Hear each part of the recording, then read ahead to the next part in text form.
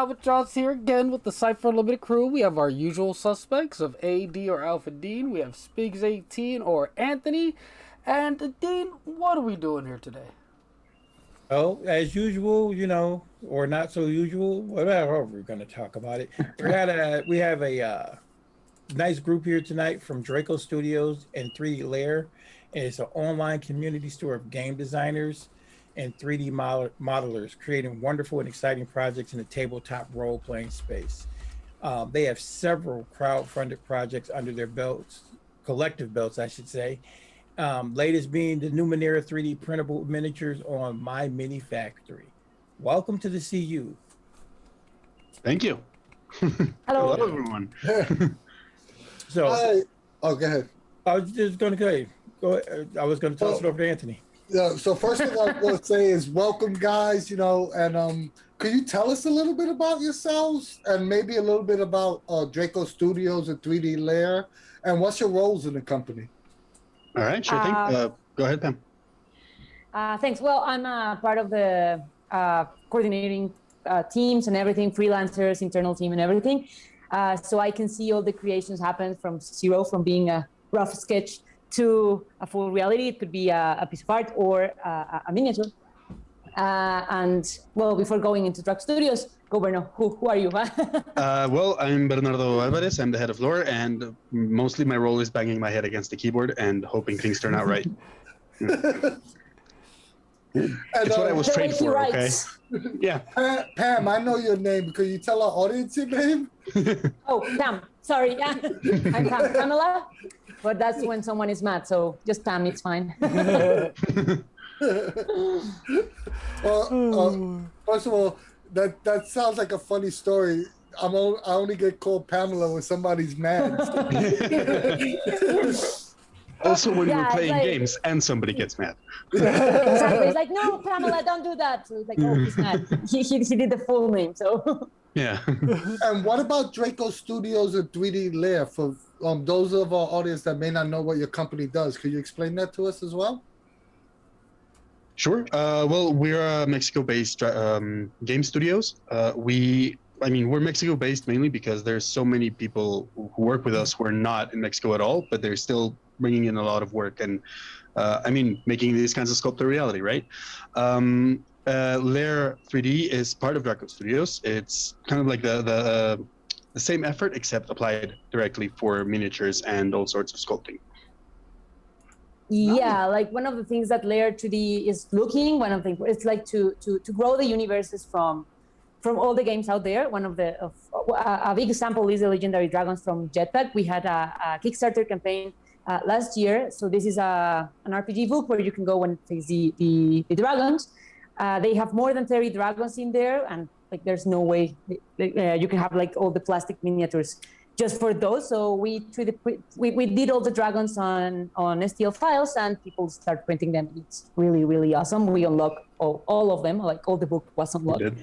So it's pretty cool what we're trying to do with Lair. Also, one of the real vision of Lair is to connect everyone. So those people who doesn't have a 3D printer can print their files with people that it's near their area, right? So probably your neighbor has a 3D printer and he wants to, maybe earn some money from that, and you want to print some files because you love, a dragon or some Numenera monsters, but there's no plastic miniature, so you can go with your neighbors and hey, how much if you print this one, right? So that's like the whole vision of Lair, to connect everyone. When I was doing my research for this interview, I must say those dragons, I was looking at those 3D models. Those things are awesome. Like, yeah. I want every single one of them. Those things are whoever's your sculptor is doing top-notch work. I mean, it's like right up there with the best of the best, the creme de la creme. Do you mean the dragons from Legendary Dragons, or which ones do you mean? Yeah. Well, we have like a whole crew of sculptors from all around Italy, France, Mexico, United States, and people from Japan. So it's like we are all around the globe. Our art director, Daniel Early, is the one giving feedback and pointing out like the small details that you can, like, if they weren't there, you can notice, but if they are there, it's like, oh, they should be there because it's a great touch, right? So he has an excellent eye to all of those, and he actually sculpted the dragons from the Red Moon. They are like the 7 first dragons from Draco Studios. They are great. I have some of them here. Our babies. Yeah, like this is my personal favorite. Whoa. Nice. Yeah. Oh, look at that. Look at the size of that. That's just beautiful. Yeah. And this is just 1 out of 7. 1 out of 7. That's the kind of model that you drop on the table during the game and everyone just quits. They're like, okay, we're done. We're dead. The adventurers just quit the whole adventure. The adventurers went home and they lived really calm lives. I love minis anyway. You know, I get my days, or I actually get like 2 or 3 months out the year that I just want to paint and see, and then I got stuff hitting in the back over here to paint, so I got to get some of this stuff. So you should. You're gonna have a lot of fun with dragons.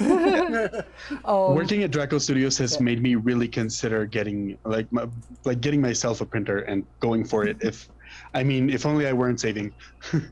I mean, I feel like in the past, like, I don't know, 5-10 years, something like that, the 3D printing, has become a lot more accessible. Like, I know people who have one, like, in their homes that they use to make things, and it's kind of wild to see that accessibility in such it seems like so quote unquote high tech. Like, we're just printing things like at home, like objects, physical objects.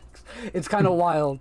And they don't even have it for work. It's just for fun. Yes, exactly. Right? I have a friend who does this for fun. Like, my friend specifically makes like mini drone like cases, like the flying drones. She makes little like I don't know what you call the body part of it, but she 3D prints those pieces and like the propellers and really stuff. Cool. And yeah, it's really neat. But you guys have recently fully funded your latest project, Reveries of the Ninth World, and it's a series of Numenera 3D printable miniatures. Can you guys tell us why you decided to take on this enormous project of creating minis for Numenera, and what is your experience with the Numenera setting? Go, Pam. Go. No. Right. You can start first. Well, honestly, we went for Numenera because we liked it so much. As I think Pam mentioned Daniel earlier, right? He is a huge fan of Numenera. And it's actually weird because the whole process of getting in touch with them is kind of similar. And I don't think if you noticed this, Pam, it's kind of similar in how I started working with Draco, right? We just thought about it, we asked the question, and the answer was good. And now we're working together. It was, I mean, you got to take a shot, right? And we did in Draco, and now we're working with amazing minis. Yeah, one of the things that Daniel early mentioned previously was like there were some models out there like fan-made stuff, but he's super picky with details and stuff like that. So he was like, they are not good enough for what I want in my gaming experience. So I want to do the miniature. So he sculpted some stuff. Then we got the chance to speak with Numeneras and the pitch and everything, saying like, hey, you have like a vast content of all your creatures, all your characters, and there's no available plastic miniature line that you can print all of the things that you have done, right? They have like a lot of art, a lot of creatures and stuff like that. So as Bernardo said, we took the shot. And we will start doing the miniatures, and they are awesome. Like the detail on them it's really, really cool. Yeah, they're really excited. Our audience definitely has to check it out because when they see it, our audience tends to be Cypher Numenera heads. So trust me, when they see this stuff, they're gonna really get excited. I mean, it's impressive. I mean, it really, really is. I mean, and I don't know if you guys have thought about it, but maybe you should think about just doing a line of like, people like, glaives and nanos and, just so different shapes of them. Yeah. I'm saying just like make characters so people can paint their own unique, like, Dungeons and Dragons has rogue minis and, but if you just like made nanos and glaives and jacks, people would lose their minds for being those. I think right now we have just the 2, right, Pam? I'm not sure if I already spoiled something from the campaign. No. Actually, we heard our community. We used to have only 1 from each class. So they were like, hey, we would love to have a female and a male or like the alternate for what we already have. So that's why we launched the second pack, the second pack with an alternate gender. Nice. Awesome. So can you speak a little bit about the benefits of 3D printing in the tabletop gaming world?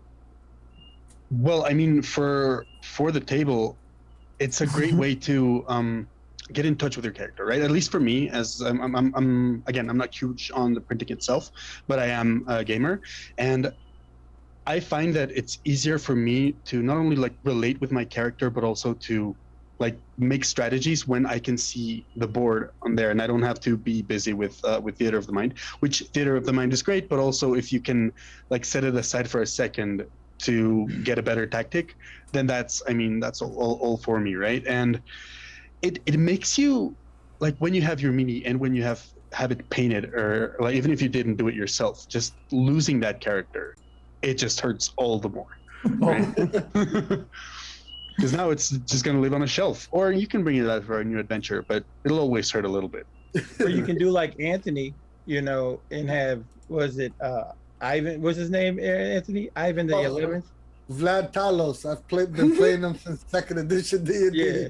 It's just whatever game, that's his name. So I can use the same mini for multiple systems. And It'll be multiple Vlad Talos the 11th, I think, is the edition. Came back from the fog, and nobody knows how, but he's there. You should be 1,000. Don't worry about it. You get so much use out of the same mini. Yeah. I mean, that's a great part. I think one of the things I really love about monster minis is, as a GM, if you're not that great at describing what a monster looked like, if you have a perfect representation to just plop on the actual table and go, it looks like this. Yeah. And actually, and as Cypher was telling, you can have like, I don't know, maybe you have, hey, there's a pack of wolf, but you only have one miniature of wolf. And right now, the technology of 3D printing, it's super accessible for everyone, and the learning curve, it's every day it's easier. I have seen some kids, 12, 13, doing that stuff, and I'm like, how do you do that? You need to show me, because I actually work doing that, and you already know better than me. And yeah, one of the data that I was told from the team, I hope it's accurate, it's that 1 of every 8 homes in the United States are having a 3D printer. So if you want to have a pack of wolf, you can print, 9, 10, 11, and paint them the way that you want, right? So you can have the leader of the pack and stuff like that. And I think that's awesome to enhance your gaming experience. I have a dumb question but do you guys offer the painted option? Like if someone wanted to purchase the miniatures from an outside company, I know you guys sell the files, but would they be able to? Would you contact them to another company to be able to send them like the painted version, finished version? Yes, we actually have 3 companies that we really know that they paint really, really cool. We actually work with Angel Giraldez, that is one of the best painters of, I think it's the #1 painter of the world, actually. He paints all the Warhammer stuff and things like that. And we also have some companies here in Mexico. One is Mini Painting Studio, and they are the ones who painted the ones that are in the campaign by now. And it's simply great. And they are actually doing commissions. If you want a dragon, or if you want just a monster or a character, they can paint it. Oh, that's so awesome. Really cool. So they will be able to contact through your online store then, right? So someone, if they wanted to, follow that process, they would go to the your guys' online store, and you have a link for them to follow. Yeah, if you go to dracostudios.com, you have the 3D partners. And for example, Mimi, it's a printer and a painter. So you can actually say like, hey, you already have the miniature. So I don't have the file, but I want to Kuxcoatl, right? That it's one of our dragons. How much it will take for you to print it, to paint it, and to send it my way. Oh, that's awesome. And it's really cool. I was going to say, there's one other benefit that we didn't think about, but I've just started to notice it, and I think that's the reason why, is that like the cost of like the major printers have gone down drastically. They have. Buying Reaper minis and stuff like that. A lot of places sell 2 minis now for $5, where before you were getting 1 mini for $7. Yeah. So And you'd have to like hope that it was a good mini, right? Right, that's what I'm saying. And now Yeah. you're getting two really decent minis for $5. Exactly. So, basically, you guys, doing things like this have driven the prices down, which is awesome as well. And we're really Okay. I'm sorry. we're really trying to take advantage of that same fact and what you were saying before, Anthony. Like, it's not just like, here's a link, talk to this person. It's like, we'll get you in touch with that person. So it's not like completely personal and just talking to an email screen. We're like really getting you in touch with a person who can really like talk to you from their own experience and how they can make things better. After all, what we're trying to do is a community, right? Yeah. Yeah, I must say that I've been on your Discord for like 1 or 2 days now, and the correspondence that I see from your team to everyone asking questions is a beautiful thing. Someone asks a question, there's somebody from your team responding, let me help you with that. There's something wrong with your files. Let me, your guys are very hands-on, and most people really appreciate that from companies, and your guys definitely do that. Oh, thank you. Yeah, Thank you. we try to take care of our community because, well, without them we are nothing, right? So it's all about them. It's I see that he's here putting some stuff in the comments, and that's another one. Another thing that we want to talk about with the 3D printing. Since there are no tooling costs for plastic and manufacture and stuff like that, we're able to use those costs to develop more models. So right now it's around, I think we have more than 30 models, maybe 40, between the gargantuan ones. For example, there's the Jira's car that it's really, really cool. It's like, and stuff like that. So yeah, it's one of the benefits. And one cool thing about the fact that you guys have this Discord, this community going where you guys help each other, right? Right now, we went through the past year, 2020, we all know how 2020 was. But we're starting to come out a little bit on the other side where people are vaccinated, people are starting to get together, in groups at home or whatever. And now there's that need for the physical again. Like there's that need for like having minis and whatever have you for your table.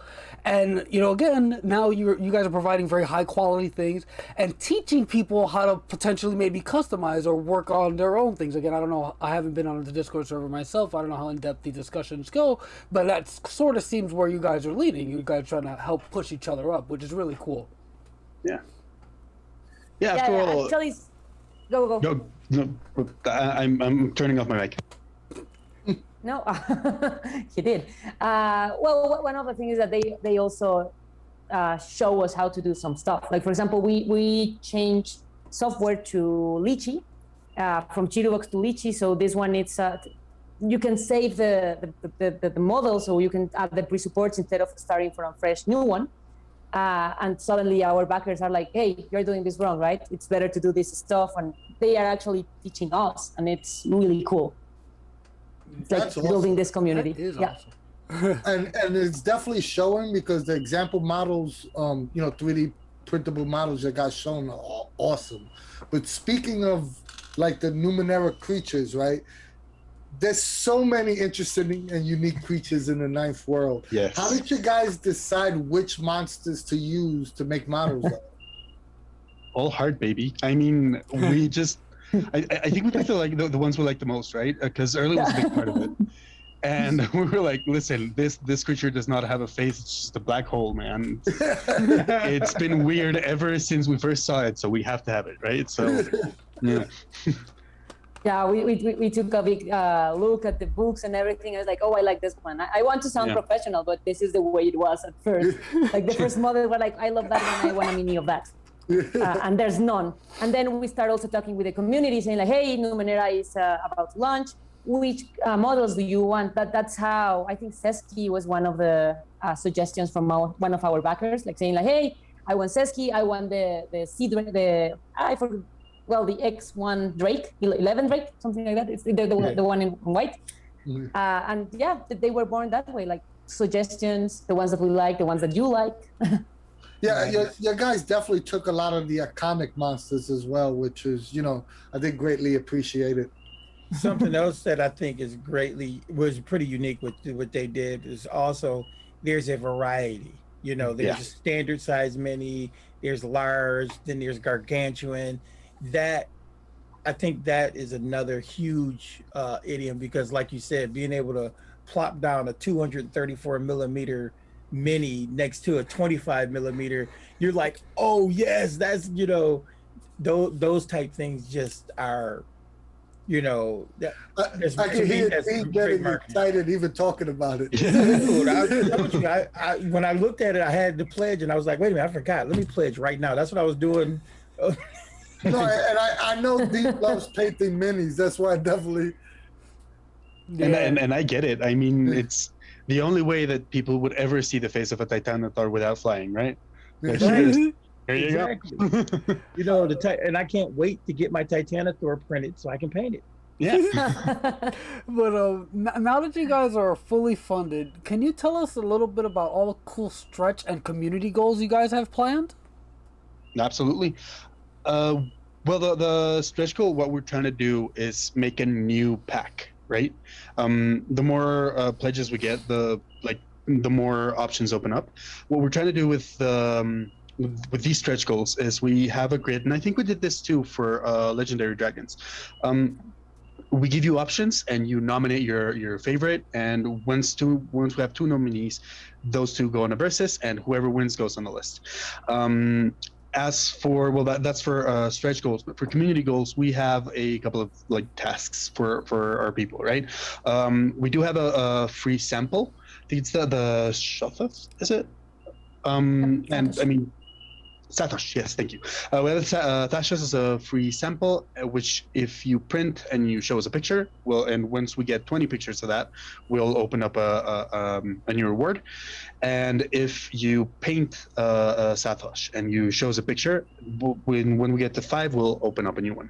And of course, spreading the word, right? We have the pinned posts on social media, and if all that goes well and we get to 1,000 backers, then we're opening up new stuff. That sounds really awesome. We've gotten some really cool things from our backers. It's really coming along. Yep. There's a lot of surprises out there, so yes. We don't want to spoil anything, but we have seen some models that we're working on and stuff like that, and pretty sure you're gonna love it.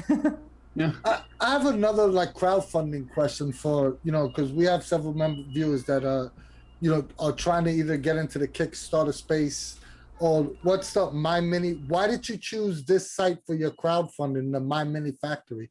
Was because I noticed you do have some Kickstarter projects as well.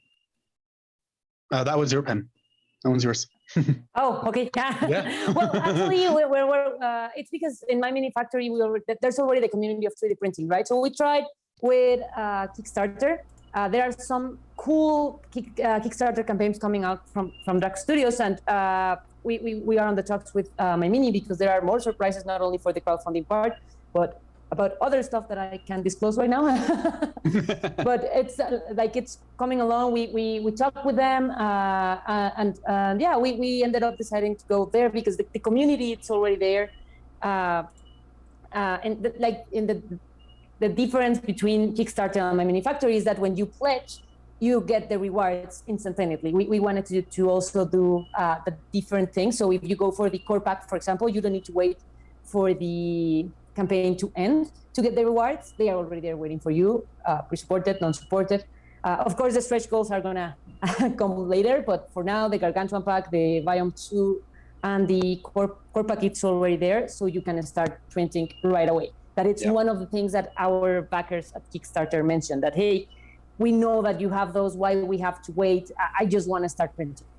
Oh, that's awesome. So you don't have to wait at all. You mean since I pledged just now, I have the files already? Yeah, you can start printing right away. I think Dean's camera is about to go black, right? He's like, I have a few calls to make. Cheers. He leaves. Dean's gonna send us a message in a few minutes like, I gotta go. I got something I gotta do. Oh, something just came up. I'm actually be like, I'm having internet problems. Oh, man. Hey, I have a new pledge. I didn't realize. No, I just I did it like before we started the stream. So yeah, when I get off the stream, yeah, some stuff's gonna happen. That's pretty cool. Yeah, there are some rewards waiting for you already on your library. And we'd love to see it too. I mean, share with us, just show us how it works for you and like how much you're liking it, right? Oh, absolutely. I'm gonna, like I said, and I'm gonna try to print up that Sathos as well. Cool. Yeah. So, you know what? I could talk geek out all night long, but we're gonna get back to the interview. So Right. you guys have built this great company. You've also built quite a community with it. Can you tell us about your community, and does a lot of Numenera or Monte Cook games get played in your community? Well, so when Draco started, we were working like mainly on 5e. Actually, most of our work is usually like 5th edition, right? But like shortly before we contacted Numenera, before we contacted Monte Cook for Numenera, they started showing us the cipher system and just how the world worked and how the system worked with the world. And I think I learned later that part of our character creation system for one of our games takes a lot of inspiration from cipher system. So in one way or another, we have kind of played and used the cipher system for something even before we realized that we were using it, right? As for our community, I wouldn't be sure exactly how many people play with cipher. I'm not sure if you know, Pam, about this. I know that there were plenty of backers really excited to get their hands on the rewards. So, but like a percentage, I don't know actually. I mean, at least 283 people, according to My Mini Factory, do use the cipher system for something, right? So, I mean, Arcana the Ancients allows Numenera to be played in 5e anyway, so it's still, it's still Monte Cook games. It's still so that's gonna be my advice. Is you guys need to just come over and hang out on the CU for a couple of days, talk about it, and get into some games, and boy, your community might like triple. Yeah. We have no choice then. in all fairness, we also have rooms dedicated to Arcana the Ancients as well. If you want to play Numenera, right? If you want to play Numenera in 5e, we're not preventing you at the door from coming in. Oh yeah, everybody's welcome. I didn't mean it like that at all. But yeah, we do have Arcana the Ancients, which is Numenera in 5e. So those monsters are going to get lots of use. I mean, I could definitely see why the Arcana the Ancients would be your initial like push for audience, because 5e lends itself a little bit better to the use of miniatures and a gridded board. So I could definitely see why the Arcana the Ancients crowd will be your first crowd to draw attention. Especially because with all the monsters that we have, right? Like, since 5e is full combat, so that's like it's it's a really good way to test those monsters against like with different mindsets, right? Yeah, definitely. And for people that don't like probably to play a lot, one of the things that we have, my best example is my dad. He knows nothing about RPG and 5e and Cypher and all that stuff. So he looks at me and says like, well, that's weird, but I like that mini and I'm a collectionist, so I want to paint it. Yeah. And he have like a lot of these little soldiers like from old times. From yesteryear. Exactly. And he's painting some of the minis that we share with him. Like, hey, Dad, look, I have this monster or this dragon. And he's like, oh, this is perfect. I want to paint it. I did not know that, Pam. That is really cool. Yeah, I mean that is that's awesome that your dad does that. Firstly, but there is definitely a subsection of people who they don't play the games. They don't own any of the game books or anything like that. They just enjoy collecting and painting. I actually have a couple of friends who do stuff like that. They'll paint the minis. I mean, they kind of know of the game and kind of know how to play it, but their main focus is collecting and painting minis. Like, that's what brings them the joy. And this definitely can appeal to people like that as well. And realistically, they look hella cool on your shelf. They do. Especially the bigger pieces, like the dragons and stuff. They become bookends for your gaming shelf. They look really cool. Well, if I got to get another camera so I can start shining it over here. I actually have action scenes set up where I have like Star Wars ships fighting against my dragons and stuff. So I set up scenes like that, because I'm a geek and I love every minute of it. So I mean, it is a cinematic experience, right? It's I have like my first training for writing is screenwriting, and one of the things that I like the most is exactly what you're saying. You can make an entire scene using just the minis, and you get just as much joy. And it makes it even more personal, right? And more of a like, no, what if I move this guy over here and you're on your own and it's Friday night, but you are having the time of your life, right? Yeah, that's what I'm saying. I mean, I'm actually going to start doing it again. My wife actually bought me a camera. I got a really nice camera now, and I'm going to start doing some forced perspectives and stuff like that. Start using the miniatures and putting them out in the grass so it looks like they're in the battlefields. And it's just going to be fun because I haven't done it in years because I didn't have a camera that could really, manage it. But now I got Numenera minis, so I got an area in the back that looks like a desert. There we go. Awesome. You already have your setting. Yeah. Oh yeah.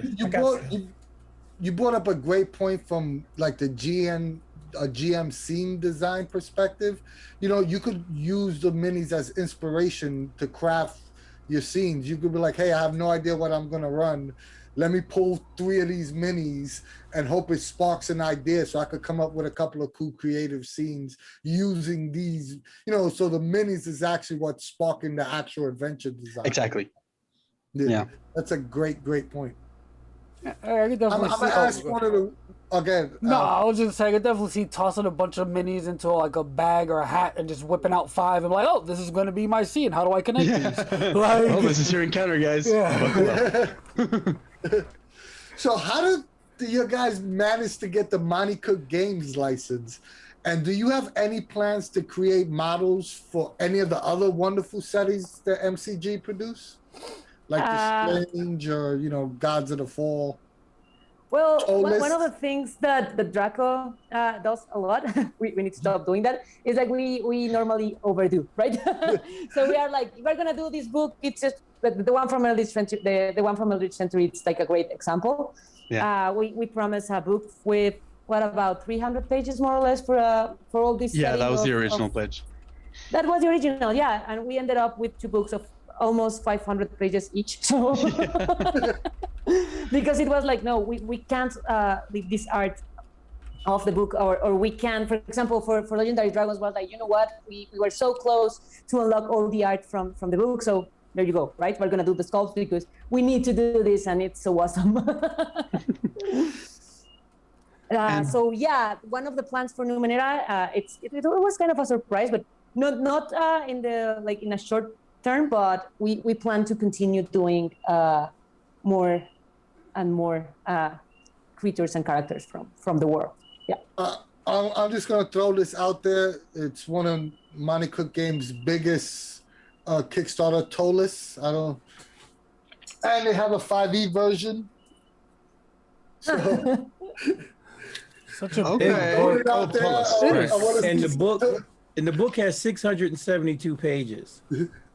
Wow. So, and it doesn't come apart. That is big.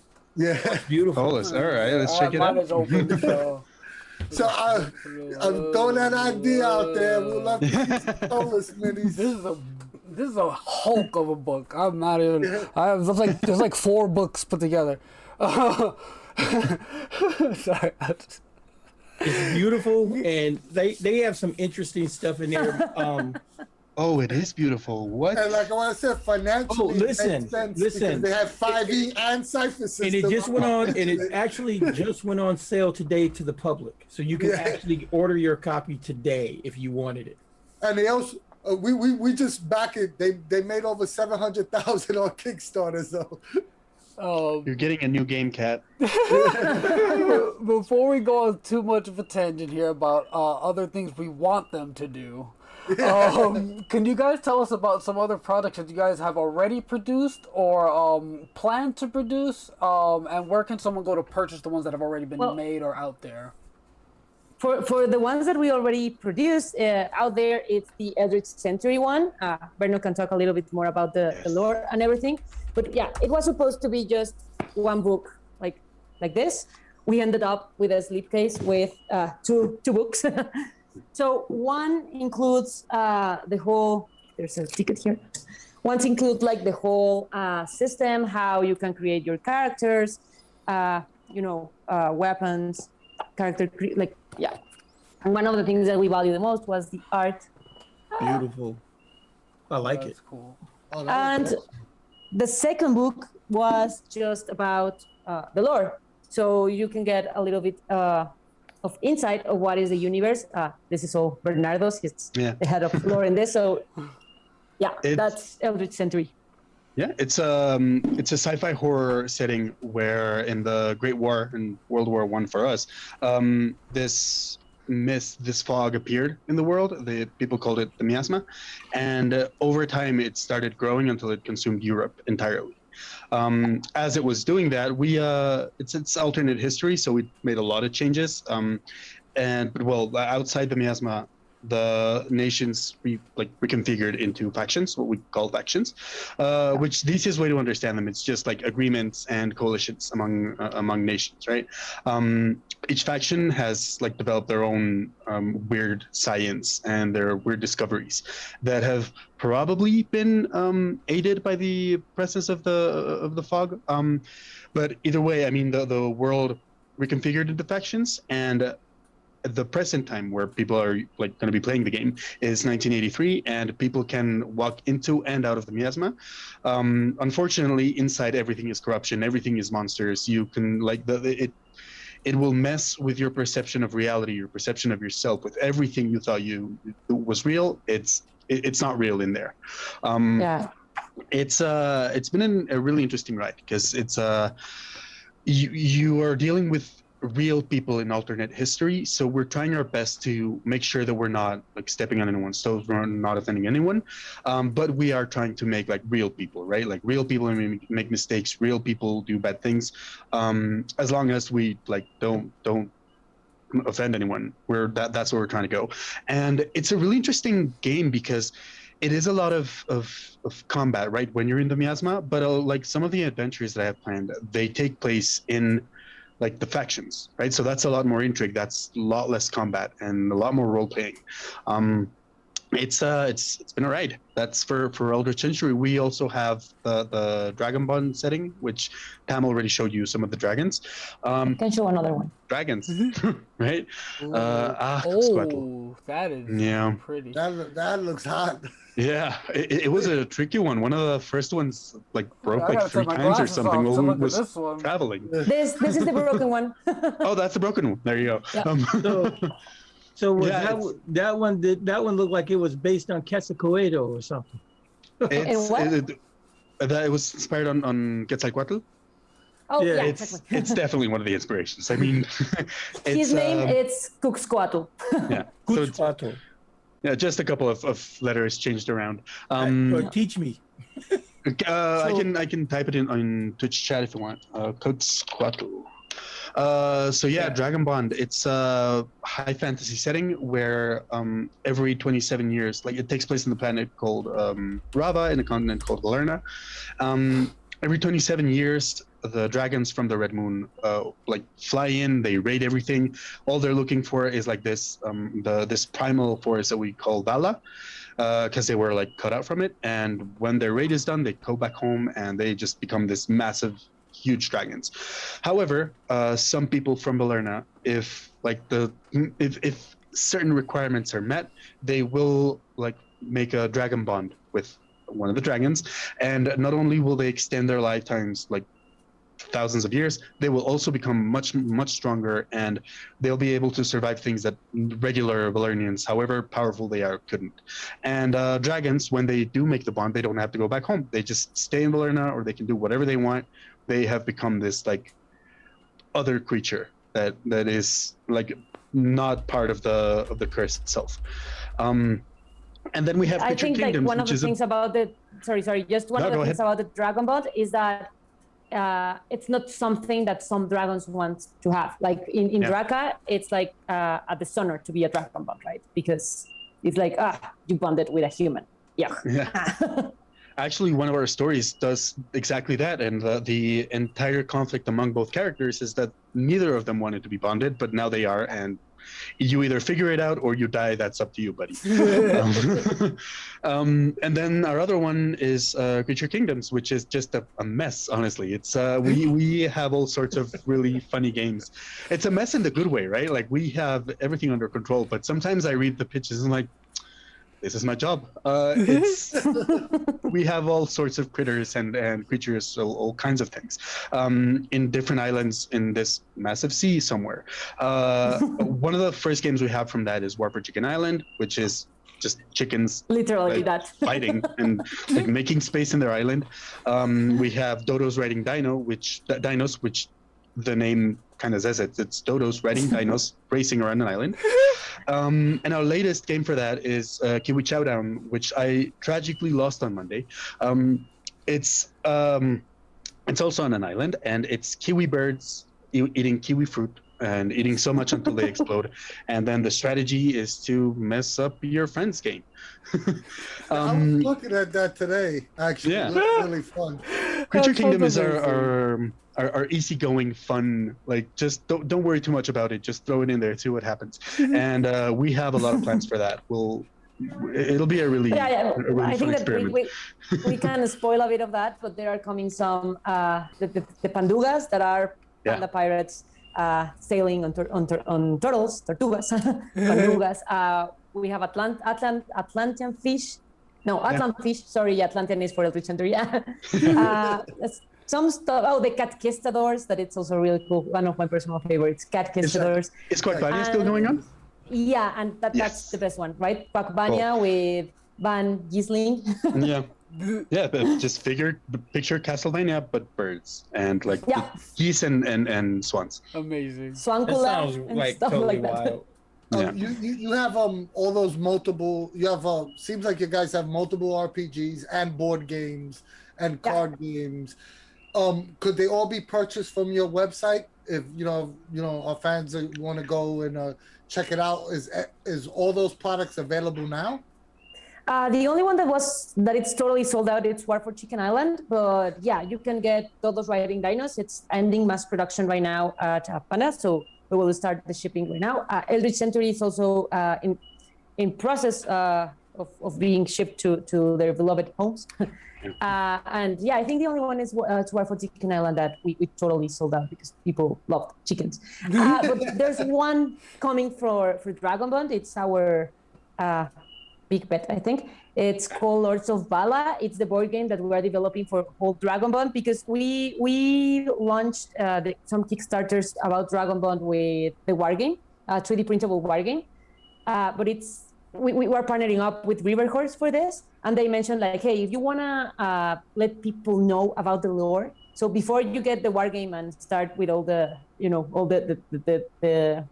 battles and stuff like that, you need to give them like something that they can play easily, so they can learn the lore. So in this part, it's really cool because you can play as a dragon or as a general. It's a 4-player game.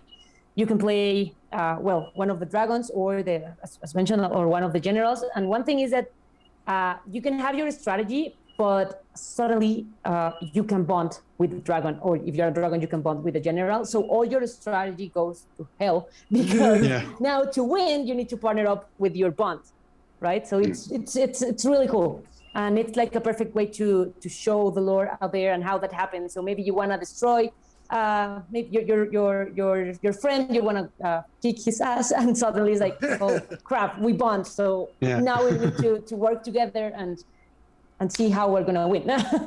It's a predictive game kind of, predictive deck kind of game where you place your strategy face down on top of a deck, and as it builds up, like people add more cards, and it's at the top, at the bottom, there's an event card that can just completely shatter what you thought you were gonna do, right? Like, oh, I'm gonna move here and I'm gonna destroy everything. It's like, oh, you would, except now all your units are dead because of a landslide. Well, Sick, thanks. I like that Nice. concept a lot. For like, yeah, I definitely need to check that out. That sounds like a lot of fun. Yeah. So- I mean, I think I'm gonna be broke because everything you guys talked about, I really want to buy, especially the Yeah. RPGs. The tabletop RPGs you spoke about. Did your guys is the mechanics like the conflict resolution mechanics designed by your team, or is it based on another system? It is based on 5e, but we did have to make a few changes because of the miasma itself, right? We do have a miasmic check where if you see a monster, you have to survive that first, and you have points that keep adding up that result in exhaustion. So, and the only way to cure exhaustion is to rest, right, and to cover your bases. And it's at first we thought it was a bit too aggressive. But then we figured that's exactly what the system needs. That's the point of the miasma. We're not gonna baby cuddle you, right? Just like if you're walking into the miasma, you should expect trouble, and you should expect to probably die in the way. But if you come out and you got some information from the past, or you rescued the remnants that you were trying to do. Remnants are people who stayed in the miasma and couldn't get out. Then that's it's the success feels even better, right? And the failure, it sucks, but it doesn't suck as much considering that you knew what you were getting into. But yeah, it's based on 5e with a couple of changes to account for the miasma and to account for science and technology. And like you can't really have Arcana in Eldritch, so we had to change it up a bit to understand just how the miasma works. As someone who loves ultimate reality RPGs, I know what I'm ordering right after this. There we go. Yeah. See, me and Anthony have a problem. We have like ridiculous game shows. We have ridiculous games, and a lot of stuff just becomes, fodder because we like our Cypher system. So we'll adapt, things to our Cypher system games. It just, it'll work. Yes. So we've been talking about everything, and I mean, you guys have given us a lot of information tonight, and it's been awesome. But, what can we look forward to in the future of 3D Lair and Draco Studios? Do you have any future projects you could give us a little insight or tell us about? I think we do. I'm not sure exactly how much I can say, so probably Pam should start them off, and if I can add anything. I mean, she's in charge. Come on, you can tell us. It's not like it's going on the internet or anything. Well, let me just get my drop it, notebook. Bernardo. No, feel free to drop it. Yeah. I mean, Dragon Bond is definitely going to become a role-playing game in and of itself, right? We started off like just considering them as a complement for 5e, but honestly, it's so rich and so big that we are going to try to make it a thing. We are going to add like the whole supplement, right? Because we are working with elves, we are working with our own form of dwarves, so it's I think that one thing that you forgot to mention, Bernardo, it's that we talked about the dragons, but Yes. Dragon Bond, it's also about what happened in Valerna. So the dragons lives in the Red Moon, Draka, and they already have the adventure book called Great Realms of Draka. We do. That one is 5e. Our art director is Tombavi, and the artist that create the art for that book, it's amazing. It's right now under production too. If you want to take a look at the art, it's really good. One of the things is that you can play just to face the dragon, or you can do like the whole adventure and try to survive in Draka. But it's really, really hard. But one of the things about that Bernardo was telling is that in Valerna you have different realms. So for this, I'm gonna let him speak because he already he's the one writing part of them. So we have a lot of realms in there, like mermaids, Vikings. From Israel and stuff like that. But definitely a form of mermaids. But before I go to that, the epic encounters are actually considered to be like not just a fight with this huge HP pinata. Like it's more of a more strategic kind of situation that we got a lot of inspiration from Monster Hunter, right? Where like you can fight it from the ground, or you can try to climb it, or you can like focus your attention on maybe the tail, maybe the head. Up to you. And it does make a difference. It makes the encounter a lot more invested, right? As for the lore of Valerna, it's what we were trying to do with Valerna was to get rid of gods, right? we wanted the characters to have all the agency, to have all of the weight of responsibility, right? The weight of accountability. And we felt that having gods so present in high fantasy got rid of some of that, right? So we went for it. We created this whole world where, yeah, it's all divided in realms. We have Alaria, for example, who's our it's a union of elves, half-elves, and humans mostly, along with golden gnomes, which are our take on gnomes. There's a bit of a dispute between the elves and the half-elves, right? Because in our world, there's this Vala, which is like this primal force, but the elves take to create their magic, which is called it's dream magic, right? And the issue with silver elves in Alaria is that they sometimes can't control it, and it's gotten Alaria in troubles too many times. However, maybe the way that they tackled that issue was probably a bit too much. So the new queen is trying to make reforms to make Alaria as even as it can be, even considering that silver elves can like get in trouble if they don't like if their dreams go too far, right? Our golden gnomes there are they the way they shape dreams is that they like come up with creations that only they understand and can only be understood when they're done working, right? So it's like if somebody has an idea for a cannon, but they're going to change it up, they're going to change it up, and you gotta hope that it's going to be a good one, but it usually is. On the other side of the mountain ridge, we have Tiberia, which if anyone wants to learn more about these characters, you can check our previous campaigns or just log into Draco Studios to get a lot more information. But yeah, Tiberia is a bit of a magocracy where there's these people who we call Magir, who have had their id awakened from their blood. It's another form of Vala, but it translates closely to blood shamanism, right?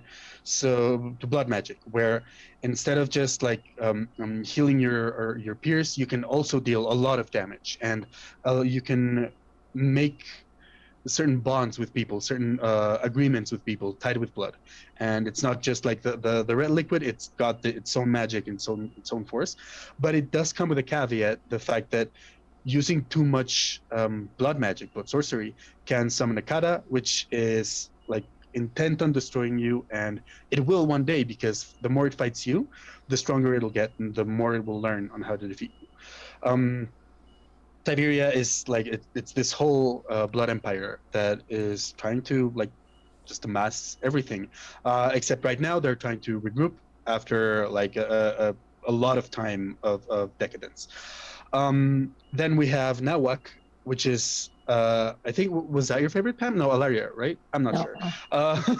Actually, Sisval, but well, thank you for knowing me. Oh, Isval, yeah, I forget that. Yeah, we were both pouting because we didn't get Isval on the quiz. Anyway, yeah, Nawak is it's a coalition. It's called the Nawak Coalition of shapeshifters who can. It's either shapeshifters or we call them source gifted, because the magic that allows them or that transforms them is the source, and it has everything to do with nature. But you have your Osalokatl, who are like were jaguars. You have Bonkun, who are bird people. There's I think it's the monkey suit, who are the like bats. The bats. Yes, thanks. Then you have deer folk. You have all sorts of source gifted civilizations and communities going on in Nawak. They are the more focused on their own thing, on keeping a balance, and on making sure that nobody takes too many resources from their lands and from Lerna as much as they can. And then up north is Isval, which is the Pam and Nara's favorites, which is a reconfiguration of Vikings and Paladins, right? Where their magic comes from this huge threat that tracks Valerna, which is the Null, which threatens to just eat the Vala and destroy it. But they found a way to take it for their advantage and make it not dangerous, at least in the same terms that it was in the history. It's this whole mess that happened between the realms. But essentially, essentially the Isvalians are a huge community of people who all work together and who all make sure that their actions are feeding their community for the better and not hindering anyone, because that's the best way to share their light, which is their magic. Actually, our story from the people from the characters who did not want to be dragon bonded, it takes place in Isval, and I'm pretty sure it's going to be my favorite. But yeah, it's we're making sure that our world feels lived in, and it feels like it doesn't really depend too much on the raids, but just enough so that they're both in constant conflict and that they're both just as dangerous to one another. But they can live, like they can progress as much as they want in the 27 years when there's no raids. Right? I have to say, go ahead, D. I have to say that has been our best coming soon presentation. I will take that was victory started. home. No, seriously. I mean, extremely informative, extremely the passion. I love it. You know, I'm a writer, creator myself, so I get it. You know, loved it. You know, I'm looking forward to getting my hands on this stuff myself, you know, because Thank you. As an interviewer myself, you know, I like to ask the hot question. Is that coming out on Kickstarter? Is it going to be a Kickstarter project? If so, do you have is it a future date release, or do you plan to release that anytime soon? I don't know if we have a date. Well, we have the one for Doors of Bala on August, that it's like where you can talk a little bit about, because as we have some realms like this 4 and others that are there in Valerna, like the Sicaria, well, the Scourge Triumvirate and stuff like that. We also have the Red Moon with 7 Ashurmas right now, the ones that I show. So we have the Fulgen Brood. So we all of them connect. Like it's a truly masterpiece, I can say. There are some she added humbly. Yeah, it's like that. the masterpiece, for example. The Magnific, they are these artists, but they love the art that we don't understand. So, for example, Sivax is the Ashurma, and the way Ashurma, I'm sorry, Pam. Ashurma, by the way, is the big dragon who leads everyone. Yeah, the Great Worm. Yeah, like the leader of the brood. So Sivax, in this case, is one of the Ashurma from the Magnifix brood, and the way he earned his place is by killing the previous Ashurma and creating this masterpiece of blood and pieces and everything. So when the sun rise and hit those, the blood and everything, it was perfect. And all the Magnifix dragons were like, "Oh my God, that is beautiful. We love that." Right? So it's that kind of art that no one understands. So they are really, really creepy. And we have 7 of them. There are more, but the ones that we have discovered right now in Draca are the 7 brutes. And the idea is to mix everything. So the Lords of Bala one will come out on the August 2nd. We have a date for those. And the Dragon Bond, it's planned for, well, the RPG for the whole Dragon Bond world, it's planned for the end of this year. Oh, that's And one of the best things about Dragon Bond is that the art that we are developing is created by some artists from Wizards of the Coast, from the Magic the Gathering and stuff like that. So it's really cool. Like Tom Babby, it's our art director from Dragon Bond. Steve Prescott is the one doing the cover art for Lords of Bala. The cover art that was made for Great Worms of Draca, it's Lucas Graciano.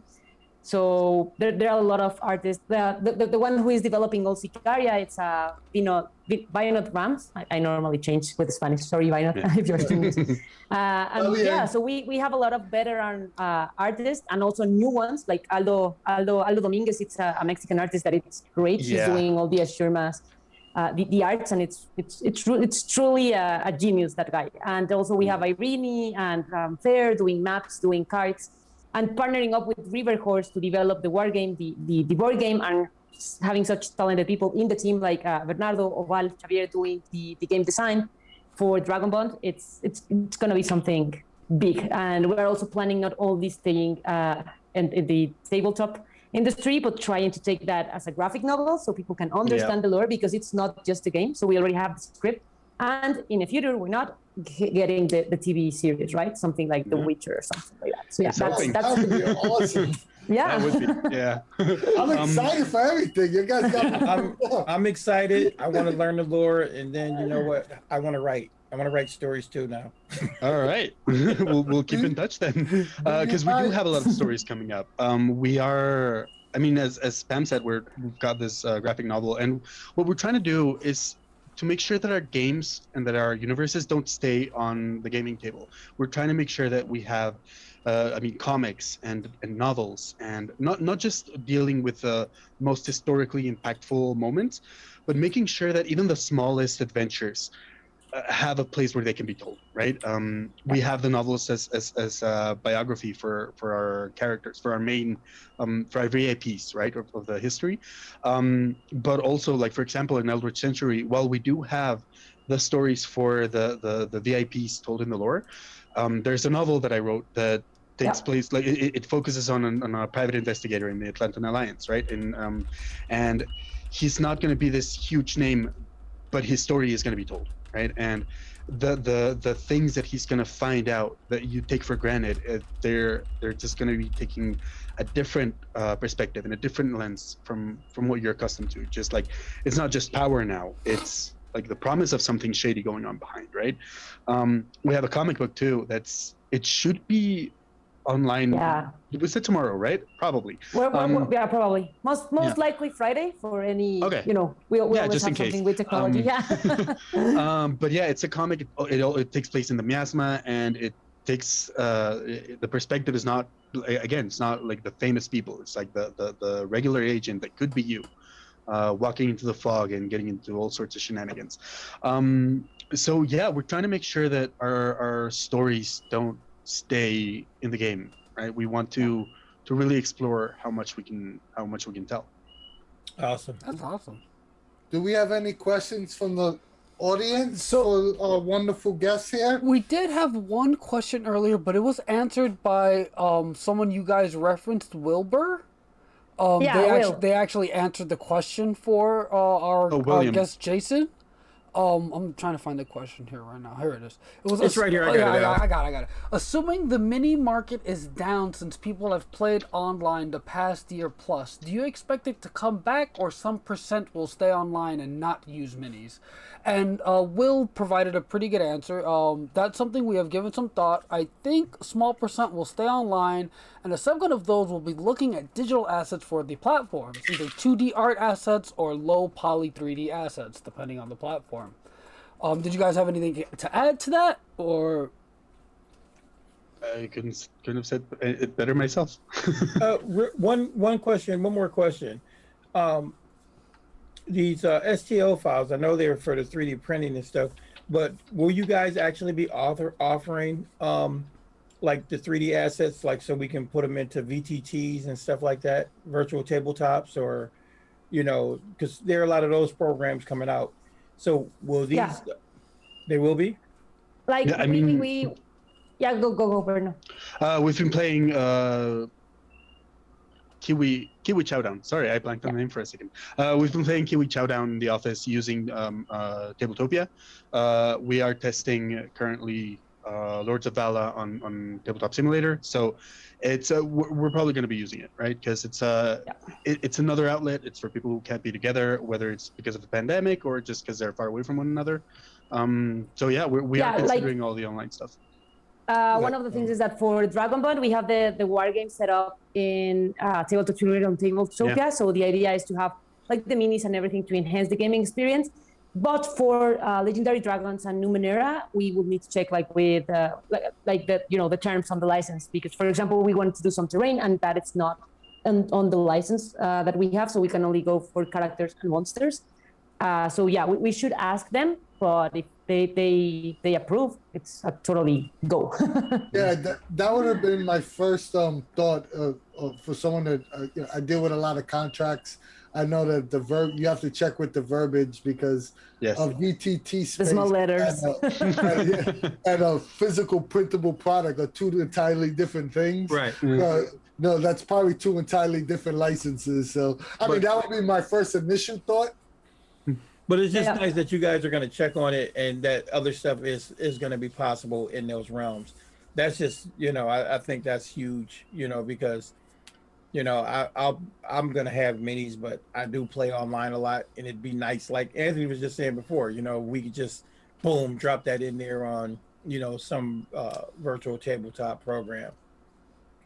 Yeah, especially now, right? That we like that, people from all around the world, and it's always good to have an experience with them too. So yeah, it's totally something that we're gonna take into account. If we learned anything from the pandemic, is how to hang out without being together. So Yeah. we might as well. Well, Anthony, I think that was our last question from the audience. Get ready to do your thing. All right, this is the part, guys. Are you ready for this? These are our rapid fire questions, right? These are where we dig deep into your soul, right? We pull out your essence. We stretch it on the table for the whole world to see. Are y'all guys ready for our rapid fire questions? That depends. What happens if I lose? I don't think you can. All right. I mean, I don't think I've heard an answer that I was like, you lose this. Al, there's always a first time for everything. So that is true. That is true. But let's kick things off here. Player or GM? Wow. I mean, I'm a writer. GM for me. Yeah. Player. Pull punches or TPK? Does it have to be just one or the other? Yes. Okay, then I do enjoy the tier rolling. A good TPK can be something beautiful, honestly. For everyone, even for the people who died. I mean, who doesn't want a challenge, right? I'm with Bernardo here. All right, we got two hobos. We like challenges. Online or in-person gaming? I think I know the answer to this. In person. In person, yeah, totally. Yeah. In person. Especially because my favorite game is Secret Hitler. Oh, yes. So not being in person, it's a little bit hard because I need to read your body language, seeing if you're a fascist or if you are someone I can trust, right? You need to make sure that your insult really landed. I was there. Yeah, I was betrayed by one of our designers. It really hurts. It still hurts. Yeah. So, but by instinct, I say something really loud, like, because I gave the power to her and she lied to me in my face. So yeah. I just screamed. It was really honest. So we won thanks to my honesty. So announce the difficulty number or keep it secret in terms of like Cypher System / Numenera. Oh, that applies to a lot of RPGs. Oh, yeah, that's right. Yeah. I don't know why. It does. I usually keep it secret, but for Cypher, I at least give hints on what's going on, but not too far. I like secrets. Yeah. Yeah, I know. Secret Hitler's your favorite game. So, salty or sweet snacks at the gaming table? You take this one, Pam. I'll answer afterwards. I know my answer. No, I know, but well, for me, it's like it depends on the game, right? Because if you have salty things in your fingers, like don't touch my cards, please. But I will go for salty. I'll go for salty too, because I get tired of sweet at some point. And I can never get tired of salty snacks. And if I'm going to grow fat, I might as well do something I like, right? But if you have like bread, I think that I will go for sweet. Like if you have like, I don't know, chocolates or something that you can eat and you don't get like you don't got enough of sweet. So that's great. I guess the answer is just snacks. I'm one of those strange people that get to mix them. I think the answer is just feed me. Just feed you. RP or combat? RP. Yeah, role play all the way. I don't know. I like combat. Nothing wrong with that. Nothing wrong with that. PDFs or physical books? Physical. I keep having this problem when I move, but physical. I'm okay as long as I like deactivate my notifications or I have something like to avoid being distracted. I actually like the PDF or digital stuff, but I can't get distracted because something is like, oh, someone wrote me, so I start like having Facebook, Instagram, and I don't read, so I need to turn that off. Pen and paper notes or digital notes? Oh, paper notes. Yeah. Yeah, even when I'm working with PDF, I'll have a notebook ready. Yeah. That's awesome. Yeah. Pre-written adventures or original content? I think it depends on the game master, actually. Like if I know that it's someone that it's really, really creative, original content will be great. Yeah, homebrew. Good answer, Nice. Yeah. You guys survived, though. We did it. Rapid fire. I'm sorry, Al. I wanted to surprise you. No losses here today. I'll have to come back. This has been a great discussion. You guys gave lots of great information. You have awesome products. Thank you. I am very, very impressed. I cannot wait to open up my email and find my downloadable files just so I can, dance a little bit. Oh, we need to see the dance. Oh, no. Yo, you already teased He's a this. good dancer. I dance though. I do dance. So but that being said, thank you for coming on the show. You guys have been great. And come back, see us again. Like I said, come on over to Cypher Unlimited. We'll run you through some games if you want. We're always running stuff, and you get to, experience the power of Cypher, not just Numenera with us. Anthony, do you have anything? First thing, where can you guys be reached on social media? So, Well, Draco Studios. It's Draco Studios or Draco _ Studios. I think the Twitter is different, isn't it? Studios Draco. Studios Draco. Yeah. Well, actually, Will, if you're still on the stream, if you could shoot it up on the chat, that would be great. Yeah, and also it would be great. Like I think they're there, actually. I'm gonna pull Bernardo in the spot, but he's a great game master. So if you guys want to play someday Eldritch Century, he already have some pre-done characters, and I think you're gonna enjoy that setting. Really cool. If you guys want to set up a stream, we stream games every Thursday. We'd love to have a guest GM on to stream your game. We could definitely make that work out. It's a date. It is. It really is. Awesome. Because we love to game. It's great fun, honestly. It's nothing can prepare you for how fun role-playing games are. I am gonna add my Instagram account because I am an Instagram fiend. It's just Bernstash. Like Definitely a mustache. throw it in the chat. Your name is Bern. And Just so you know, we're putting all these up in on Twitch, but we'll also put them up on YouTube when the video goes up tomorrow. Excellent. All your links will be there as well. So Perfect. Anything you guys want us to be able to contact you at or for us to see, please make sure we get those links. Absolutely. Awesome. Thank you. Yeah. And totally. we'll definitely be sure to throw the links into our YouTube video when we post it tomorrow for anyone checking this out, after the fact. And yeah, we'll be able to see all the stuff we've posted in the chat there. And yeah, if you guys have a Twitch channel or anything like that, be sure to give us those links. I do.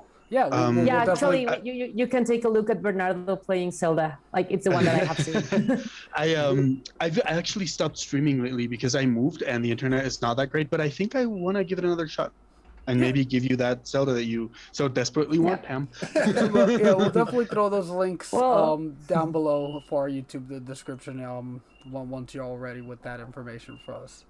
Excellent. But Anthony?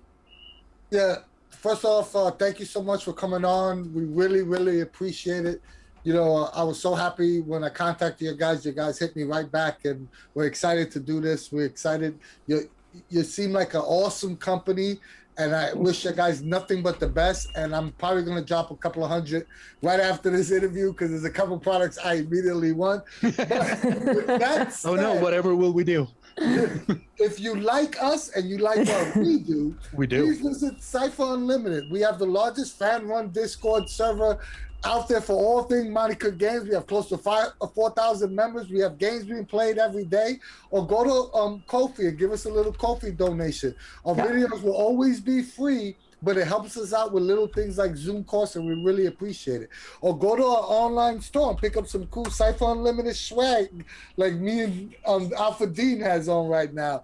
You'll be the coolest kid on the block. Or join our Facebook group. Or give us a follow on Twitch. Or give us a like, share, and subscribe on YouTube. We appreciate all those things. Like we always say, we love you guys. And even if you hate us, still follow us, subscribe, and call us assholes because we need the subs. Bye, guys. Dean, any last words? No, like I said, well, thanks for coming on, and you know how I feel about you guys. So take it away, Al. And again, for me, thank you guys for coming on. Thank you everyone out there for stopping by to watch. It's been a blast as usual. So from us at the CU, we will see you later. That's awesome. Thank you very much. Bye. Thank you, guys.